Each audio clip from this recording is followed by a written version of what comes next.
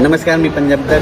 तर काय झालं, राज्यातल्या सर्व शेतकऱ्याचे फोन येत आहेत. आमच्याकडं ऊस आहे ना, एखादा उन्हाळ्यामध्ये मेमध्ये अवकाळी येईल का? तर ऊस शेतकऱ्यासाठी आनंदाची बातमी. एक 7, 8, 9, 10च्या दरम्यान एक पाऊस येणार आहे. मात्र तो पाऊस विदर्भात, पूर्व विदर्भ, पश्चिम विदर्भ आणि मराठवाडा या परिसरामध्ये चांगला पाऊस असणार आहे. म्हणजे अवकाळी पाऊस असणार नाही, मान्सून पूर्व पाऊस येणार आहे.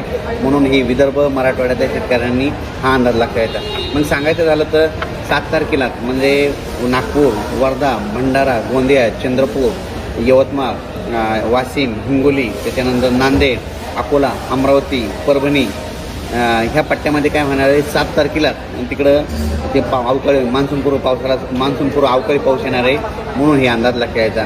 त्याच्यानंतर 8, 9, 10च्या दरम्यान हे पाऊस धाराशिव जिल्हा, लातूर जिल्हा, बीड जिल्हा, परभणी जिल्हा, जालना जिल्हा, इकडं बुलढाणा जिल्हा, अकोला, अमरावती, वर्धा, नागपूर, भंडारा, गोंदिया, चंद्रपूर, यवतमाळ, त्याच्यानंतर नांदेड, परभणी, बीड ह्या परिसरामध्ये काय होणार आहे की 8, 9, 10च्या दरम्यान खूप पाऊस येणार आहे. म्हणून हा अंदाज सर्व शेतकऱ्यांनी लक्षायचा.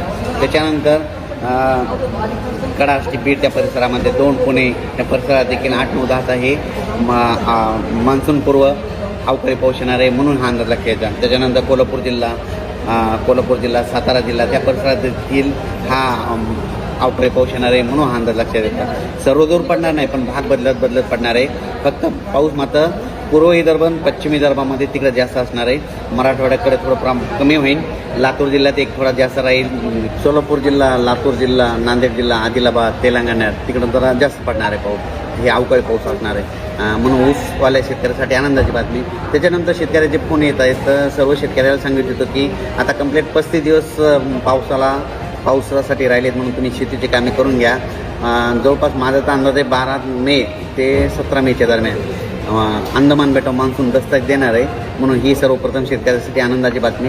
आत्तापर्यंत दरवर्षी कसं असतं, कधी 19 मे, 20 मे, 21 मेला अंदमान बेटाव मान्सून दाखल होतं आणि तसं वातावरण तयार होतं आहे. पण यावर्षी तुम्हाला एक सांगू इच्छितो, 10 मेपासूनच तिथं वातावरण बनायला सुरुवात होणार आहे.